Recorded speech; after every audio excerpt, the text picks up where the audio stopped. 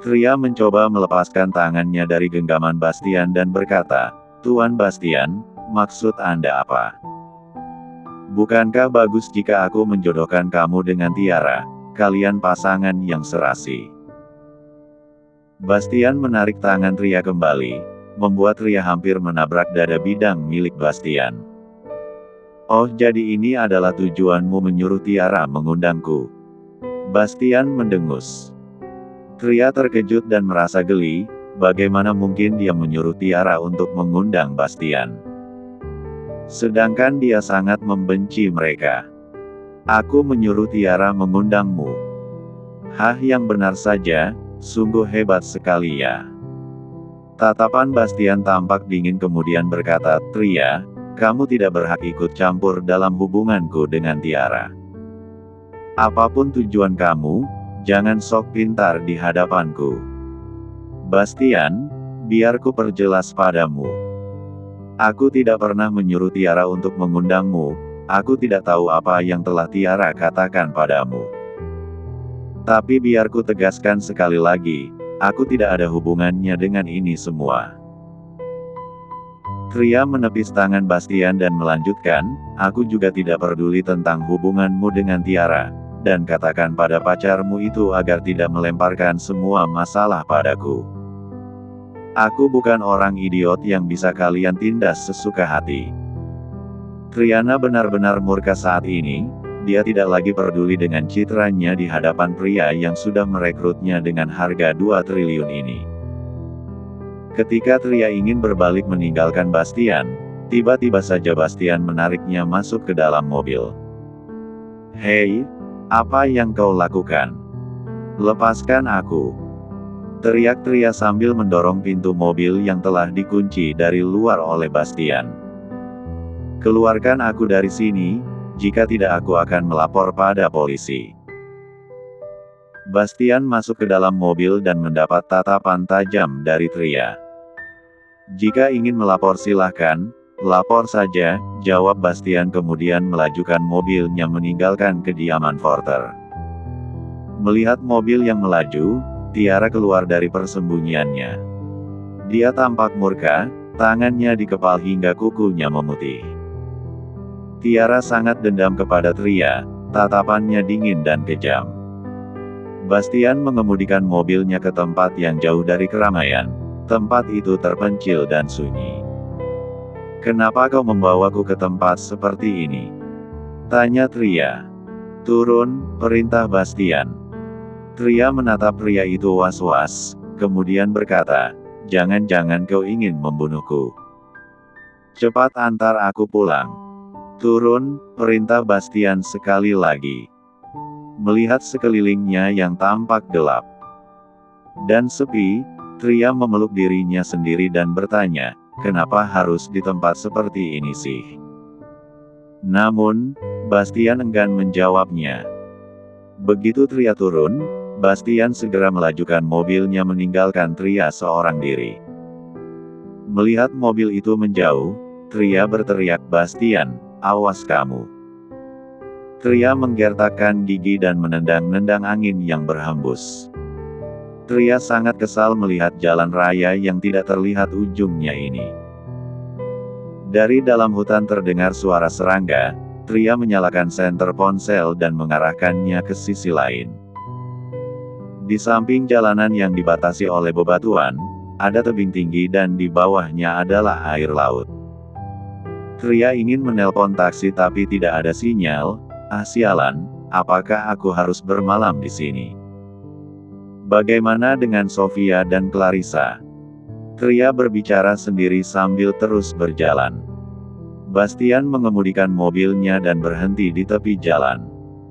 Dia juga tidak tahu kenapa dia bersikap seperti ini kepada Tria.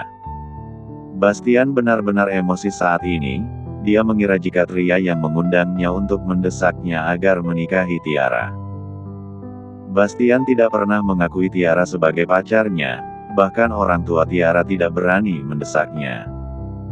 Tapi kenapa Tria secara terang-terangan menyuruhnya untuk menikahi Tiara? Tria juga mengatakan bahwa dia tidak mengundang Bastian. Apakah Tria berbohong? Ataukah Tiara yang telah menipunya? Entahlah, Bastian menjadi frustasi memikirkan hal ini. Jika meninggalkannya di tempat seperti ini, bukankah dia akan ketakutan?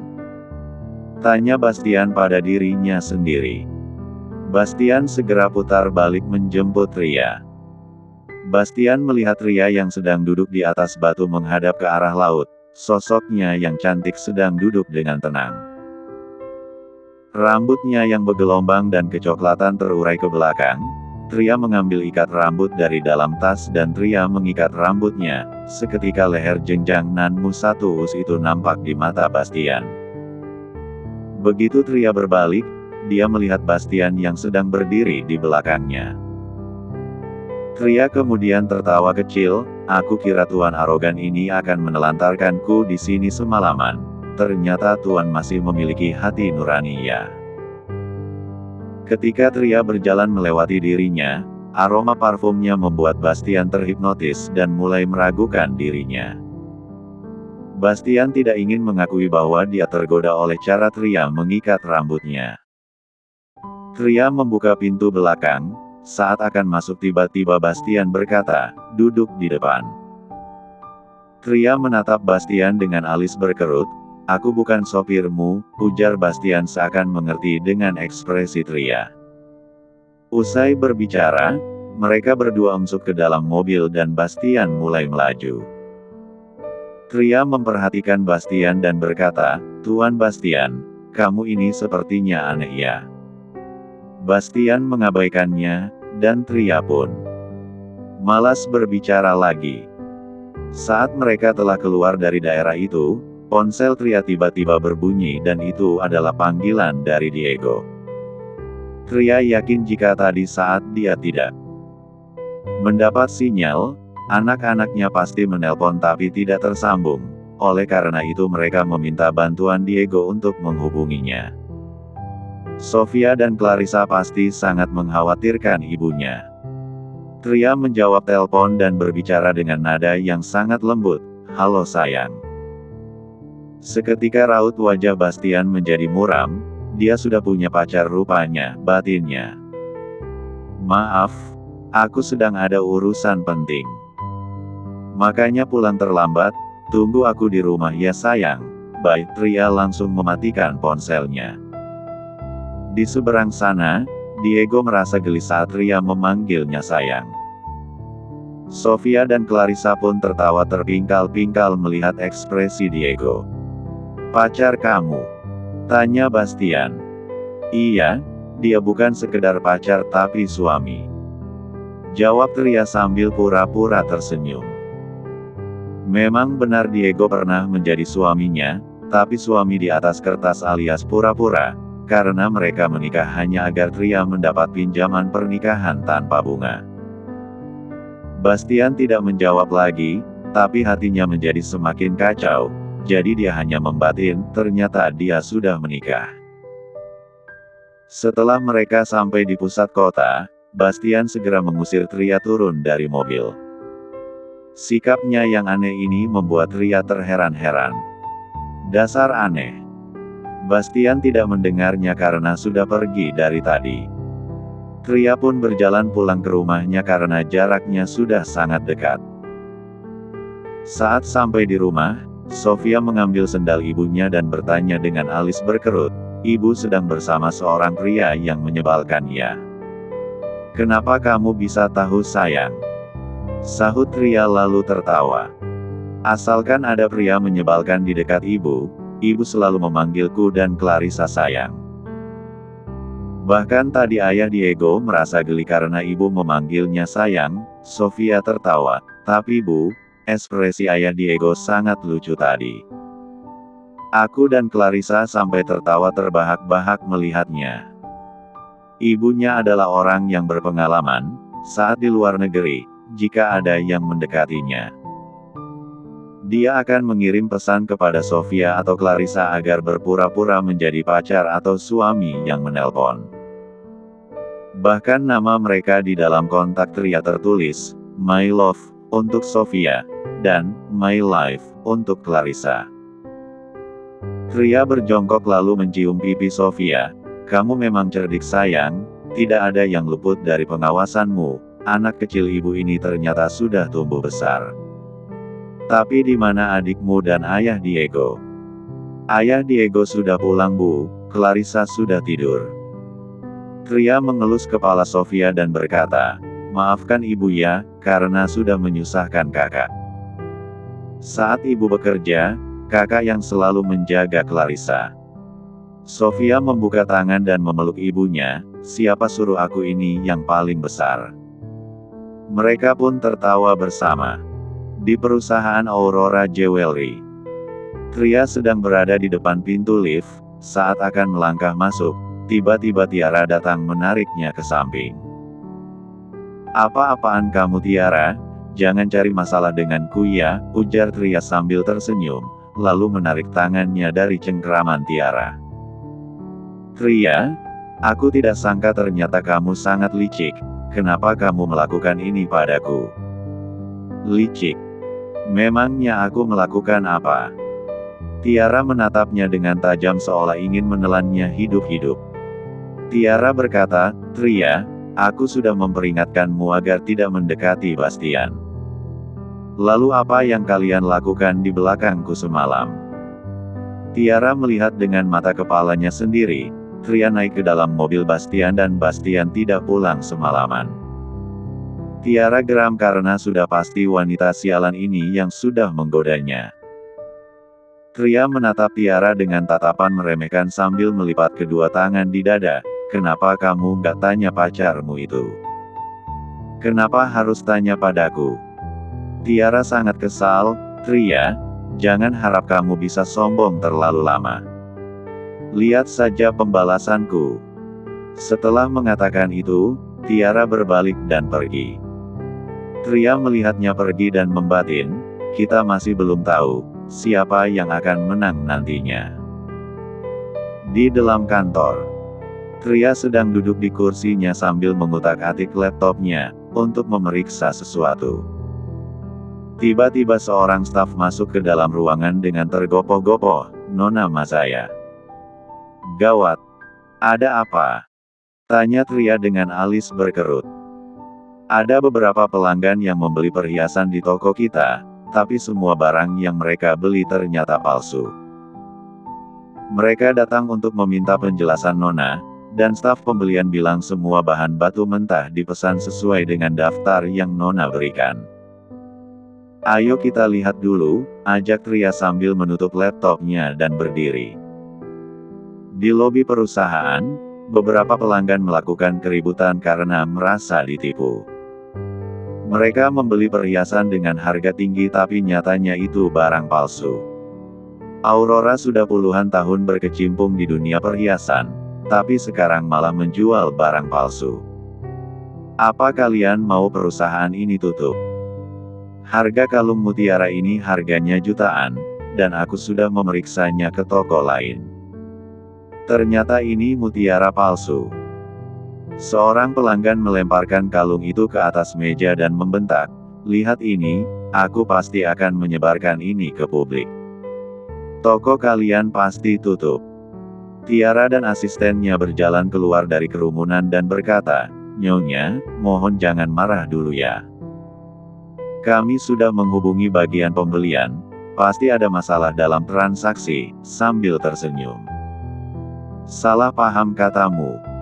Wanita itu lalu mengambil kalung mutiara yang dia lemparkan tadi dan menambahkan, lihat kalung ini. Aku membelinya di toko kalian bahkan aku masih memiliki kuintasinya. Tiara tetap terlihat tenang, Nyonya. Kami tidak pernah menemukan barang palsu di antara perhiasan kami. Mungkin ini kesalahan vendor, Anda jangan khawatir. Setelah desainer kami datang dan jika itu terbukti dalam perhiasan itu terdapat barang yang palsu maka kami akan ganti rugi 2 kali lipat. Tiba-tiba suara Tria menyahut sebelum Tiara menyelesaikan kalimatnya. Tatapan semua orang tertuju padanya yang baru saja datang. Tria berjalan ke meja resepsionis dan melihat kalung itu sekilas, memang barang palsu. Benar kan? Itu barang palsu, ujar wanita pelanggan itu. Tiara menatap Tria dengan sinis. Tria, barang mentah dipesan sesuai dengan daftar yang kamu berikan. Bagaimana bisa ada barang palsu? Usai berbicara, asisten Tiara kemudian maju dan memberikan daftar barang yang dibicarakan. Tria melihat daftar itu sekilas lalu tertawa, ini memang daftar yang kuberikan. Tria, bukankah kamu telah merugikan perusahaan? Ini sama saja dengan kamu menipu pelanggan, sahut Tiara berpura-pura peduli. Pelanggan wanita itu menatap Tria dan berbicara, jadi kamu yang memasok barang palsu ini. Wah, hebat sekali kalian ya. Toko apa ini? Terkenal tapi menipu. Cepat ganti rugi. Benar, ayo cepat ganti rugi. Jika kalian tidak ingin ganti rugi, maka kami semua akan menuntut perusahaan ini. Dan kami akan memenjarakanmu, ancam pelanggan lainnya. Diam-diam Tiara merasa senang, lihat saja Tria, sekarang bagaimana bisa kamu bertahan di perusahaan ini lagi, batinnya. Ada apa ini? Tiba-tiba Bastian dan Bruno keluar dari kerumunan. Melihatnya, Tiara langsung datang menghampiri. Telah ditemukan barang palsu dalam perhiasan Aurora, dan yang menjadi penanggung jawab pembelian material sekarang adalah Tria. Tuan Bastian yang terhormat, saya membeli sebuah kalung perhiasan yang sangat mahal di toko kalian. Tapi saya malah mendapatkan kalung yang berisi barang palsu. Bagaimana bisa perusahaan sebesar ini dengan reputasi yang bagus, menjual barang palsu dan menipu pelanggan, ujar pelanggan wanita itu sambil memperlihatkan kalung perhiasan miliknya. Bastian menoleh menatap Tria dengan dingin. Kamu yang bertanggung jawab terhadap material bahan mentah. Sekarang jelaskan. Tria menatap Tiara sekilas lalu tersenyum, bukan aku yang memesan barang palsu, jadi aku nggak mau menanggung kesalahannya. Tiara menarik tangan Tria lalu berkata, Tria, bagaimana bisa begitu? Sebaiknya kamu jujur saja dan bagaimanapun juga Aurora JEWELRY adalah jerih payah ibumu, kamu tidak akan membiarkan perusahaan ini hancurkan. Memang benar, terima kasih sudah mengakui perusahaan ini sebagai jerih payah ibuku. Tapi yang kukatakan tadi memang jujur, bukan aku yang memesan barang palsu. Tria menarik tangannya dari Tiara, lalu Tria menghampiri salah satu pelanggan wanita parubaya. Nyonya, aku mengerti perasaan kalian. Membeli barang mewah dengan harga fantastis, tapi ternyata barang itu palsu. Tapi kalian tenang saja, aku tidak akan membiarkan nama perusahaan mendiang ibuku tercoreng. Aku akan menjamin uang kalian akan kembali serta kalian juga akan mendapat perhiasan asli secara cuma-cuma. Para pelanggan itu tertegun, mereka tentu tidak keberatan, karena uang mereka akan kembali dan juga mendapat perhiasan asli. Secara gratis. Baiklah, kami setuju. Tapi bisakah kamu menjelaskan kenapa hal ini bisa terjadi? Tria mengerti dan berjalan ke arah staf pembelian. Saat aku memberikan daftar bahan mentah, aku sudah mengingatkan jika ada kesalahan, maka kalian yang akan menanggung semuanya. Nona Mazaya, tapi kami membeli bahan-bahan itu sesuai dengan daftar yang telah Anda berikan. Tria, mereka hanya melakukan tugas darimu. Mana bisa menyalahkan mereka? Sahut Tiara. Lalu, apakah aku harus menyalahkanmu? Jawab Tria sambil menatap Tiara dengan sinis. Tiara terdiam, wajahnya pucat pasi. Tapi tetap terlihat tenang. Bastian mengerutkan dahi sambil memperhatikan Tria dengan tatapan dingin. Bastian yakin jika Tria tidak mungkin mengorbankan reputasi perusahaan yang telah dirintis oleh ibunya.